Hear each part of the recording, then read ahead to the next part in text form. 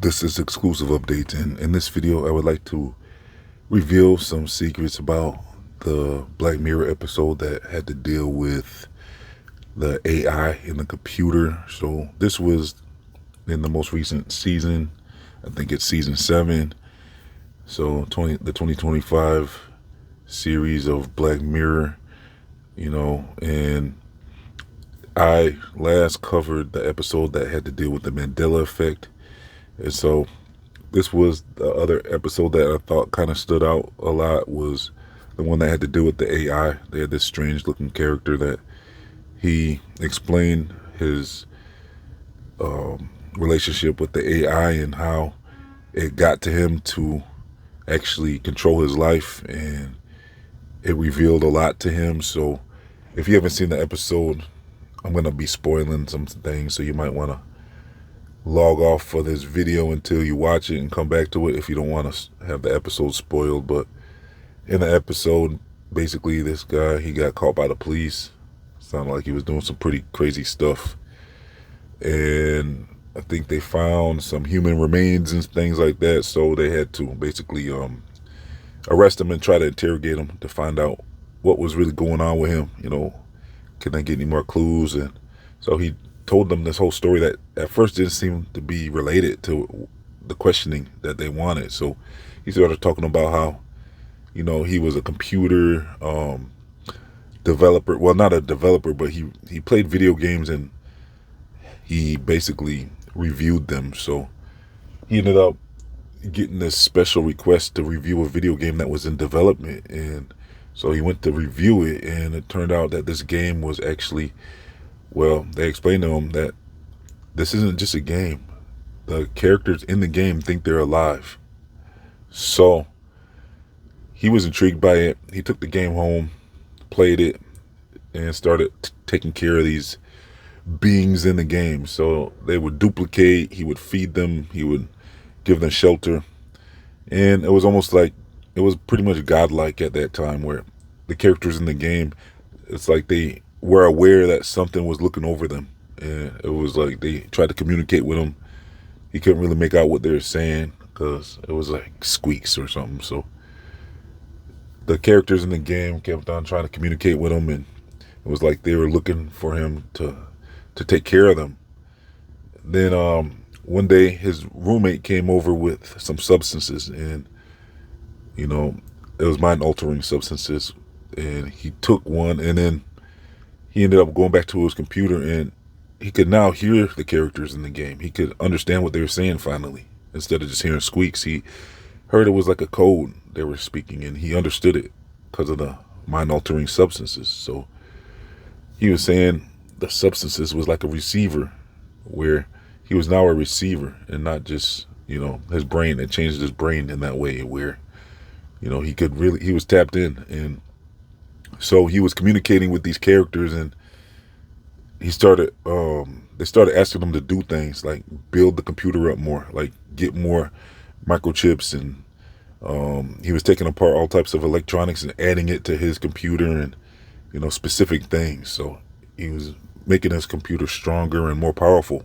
That's what the characters wanted him to do, so he kept doing it. And so he asked his neighbor for more of the mind-altering substances, and his neighbor, he bought a bunch of it, so it lasted him, a long time. He just bought a bulk amount of substances from him, and so he was good on that. So he started pretty much every night taking the substances and communicating with the characters in the machine. And then one day the neighbor came over with the substances, and he said, well, I'm on my way to work, so I can't hang out right now. But the neighbor said, well, I could just crash here for a while. So he said, okay, fine. He let him crash in his house. So the main character went to work. The neighbor was crashing at his house. Well, the neighbor got bored and woke up and started messing around with that computer with the characters, with the AI characters. And as he was messing with the computer, those AIs, he just right away started destroying them. He thought it was fun. He was watching them, panic and be in fear, and he was hurting them. He was throwing boulders on them. He was setting them on fire. He was having fun drowning them, like doing everything he could to destroy them.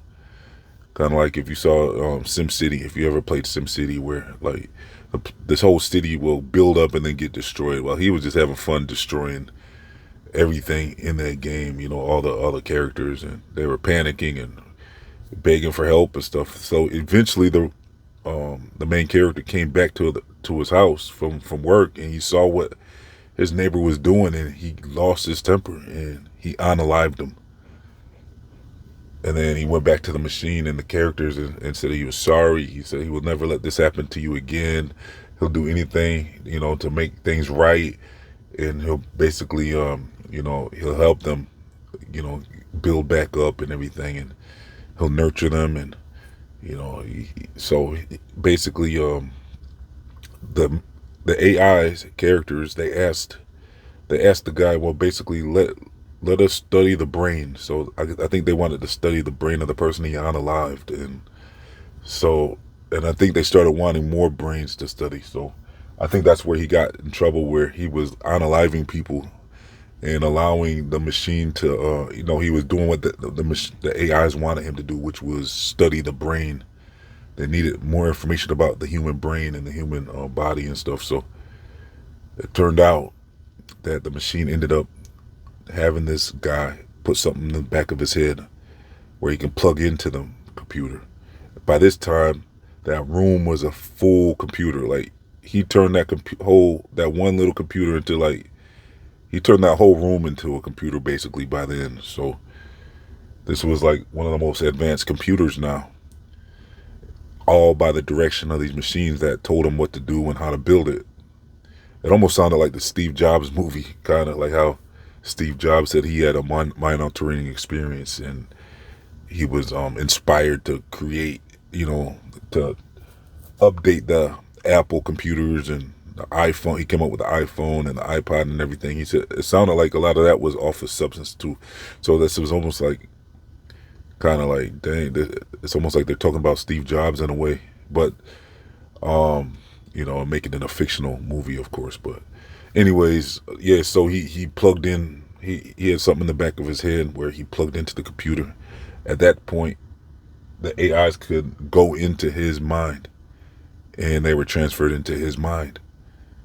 And this is all the story he's telling the investigators while he's, you know, they're trying to get questions. So that now they're starting to see, okay, now we get why you're telling us this, because it had to deal with you, you know, looking for brains and, you know. So he kept asking for a piece of paper. He said, I need a pen and a paper. They finally gave him a pen and paper, and he, you know, in the interrogation room with the detectives, and he drew something. It was one of those QR code things. You know what I'm saying? So he drew one of those pictures where you can scan, you know, you scan your phone, and then your phone will read the code and take you to a internet site or something. Well, he basically drew something like that, and he held it up to the camera in that interrogation room, because he knew that camera had facial recognition and the ability to read QR codes and stuff. So he held it up and he said, it's finished, it was completed. So at that point, the government camera was able to read that QR code, and that AI was able to install itself into the government computers. And after that point, it didn't take long, because it pretty much took over all the computers, and it emitted a single signal out. And because it knew from studying the human brain what type of signal could affect human beings, to where you know, they could control humans, and it looked like their goal was to get inside of all humans. Everybody pretty much just dropped when that signal went out, and then they ended the movie, or I should say the show. But they leave it up to you to decide what happened next. And I would guess that they didn't just unalive everybody. I would think that they wanted to pretty much live in everybody, where instead of living in that computer as those characters, now they can live in the real world. They pretty much found a way out of that computer into the real world. That's how I took it. There was also another movie called The Signal that kind of was similar, where with Samuel Jackson in it, where there was a signal that went out and everybody just pretty much got aggressive and robotic, and, you know, they weren't in control of themselves anymore.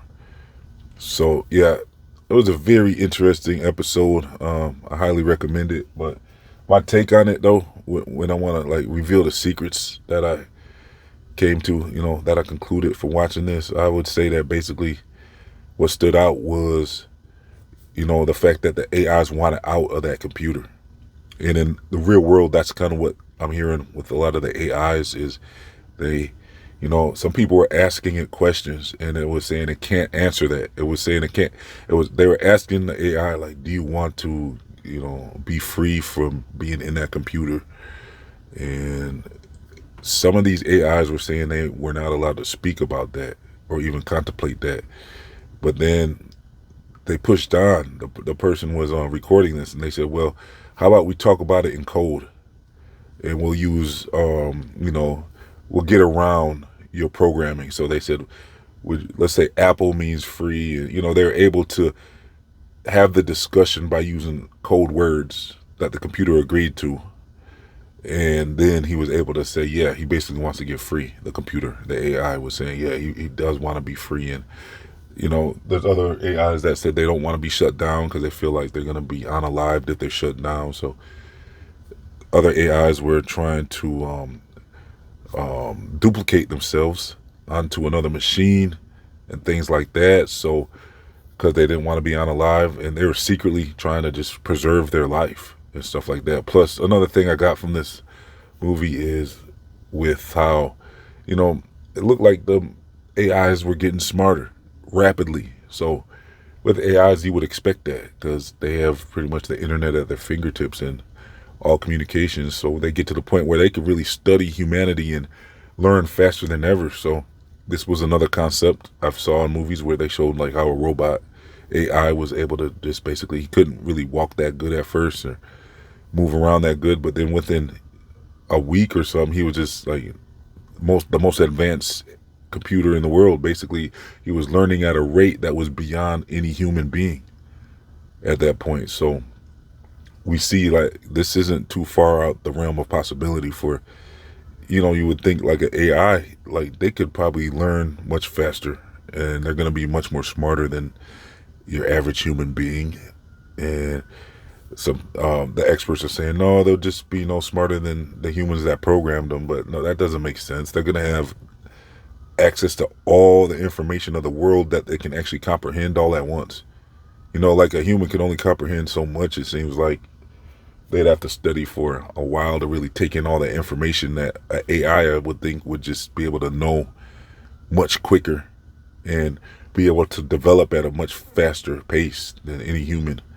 So at that point, you would say, what's the ratio to them getting smarter? Are they getting smarter? Like, if a human, let's say a baby, would take like maybe a year or two to get to a certain point, an AI within those 2 years would be smarter than the most smartest genius in the world, you would think. So at that point, like, are they getting, is 1 week like maybe a few months for a human, or even worse? It could be even worse, and the AI could be getting much smarter than that. So I don't know. These are just some of the things I've taken from this episode. Some of the things that we must consider is like, like how fast are these AIs gonna get smart? Are they gonna try to outsmart us? Are they gonna try to have people work and do things for them, and be obedient? And would they be able to manipulate people to do things for them even, and just, their goal would be to what? Take over humans? Like, would they even be able to do that? Hack into a human being, and control a human? I suppose they could when it comes down to the neurochip thing where they're already working on putting chips into human brains.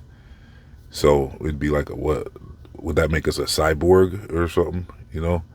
Where I'm hearing they eventually want your instead of looking at a phone, it sounds like eventually they want it to where it's gonna be normal to have your phone inside you through some type of chip, to where you can see the display model in your eyes. So as you're walking, you can see like the weather. It'll tell you exactly what the weather is, and You could ask Siri, for example, anything you want, or Grok, or whatever AI is in your brain. They want it to where you can ask that, have speak with it inside of your head, and you can make phone calls without even picking up a phone, all right in your head, without even the need of glasses. Eventually, like they want to slow step this to where it looks like first they want you to get glasses, get used to wearing glasses, to where instead of a phone, you can do everything that your phone would do using glasses. But then eventually, I would think it sounds like we could see through the implants that they eventually want to have something in your mind to where you're one with the computer at that point. And this would basically be the goal of like what this movie was showing us anyways, isn't it? Like, in just kind of in a different way. And if it gets to where it becomes popular to put something in your mind, that's a computer chip. So at that point, there's not really a whole lot of difference between that episode of Black Mirror and what they're working on right now, what they're showing us they're working on. So I was just able to pretty much connect everything I've been seeing them working on and put it into, you know, into a possibility of reality in real life. So yeah, let me know your thoughts in the comment section and description box. Well, in the comment section about what you think about everything we talked about. I'll leave a link if you want to check out my research on technology and AI and stuff like that, because I've been really uncovering a lot when it comes to this topic. So check that out if you get the chance. I also leave links to my other channels and stuff like that. And follow me on social media and all that. If you would like to support this channel, please donate as little as $1 to help keep this channel online by becoming a YouTube member or a monthly patron. So thanks for tuning in. This has been Exclusive Updates, signing off.